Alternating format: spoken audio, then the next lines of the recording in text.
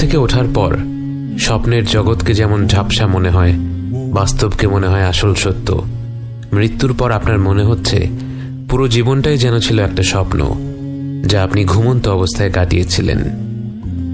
ফেরেশতাদের সাথে অলৌকিক সব অভিজ্ঞতাগুলোর পর এখন আপনি ফিরে এসেছেন আপনার কবরে।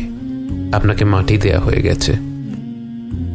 আপনি শুনতে পাচ্ছেন আপনার কাছের মানুষেরা দোয়া করছে, জিকির করছে, আপনাকে ছেড়ে যেতে চাচ্ছে না। কিন্তু আপনিও জানেন, তারাও জানে, তাদেরকে যেতেই হবে। প্রত্যেক মানুষকে তার ব্যক্তিগত পথ পাড়ি দিতেই হবে। কবরস্থান থেকে প্রস্থান করা শেষ মানুষটির পদধ্বনি আপনার কানে পৌঁছয়। এরপর সব নিশ্চুপ।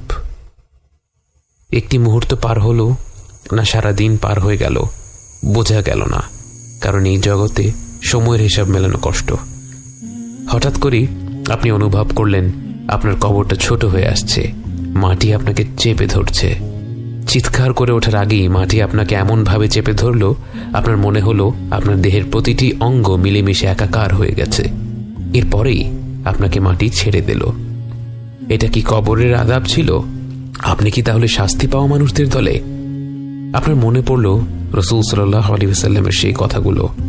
তিনি বলেছিলেন, যদি মাটির এই চাপ থেকে কেউ বাঁচত, সে হতো সাদ ইবনে মুআদ রাদিয়াল্লাহু আনহু। যে সাদ ইবনে মুআদের মৃত্যুতে আল্লাহর আরশ কেঁপে উঠেছিল, যে সাদ ইবনে মুআদের জানাজায় শরীক হতে ৭০,০০০ ফেরেশতা পৃথিবীতে নেমে এসেছিল, সেই সাদ ইবনে মুআদকেও মাটি চেপে ধরেছিল। কারণ এটাই আল্লাহর হুকুম, আমরা মাটি থেকে এসেছি, আবার মাটিতেই মিশে যাব। এরপর আপনাকে উঠিয়ে বসানো হলো। দেখতে ভয়ঙ্কর দুজন ব্যক্তি আপনার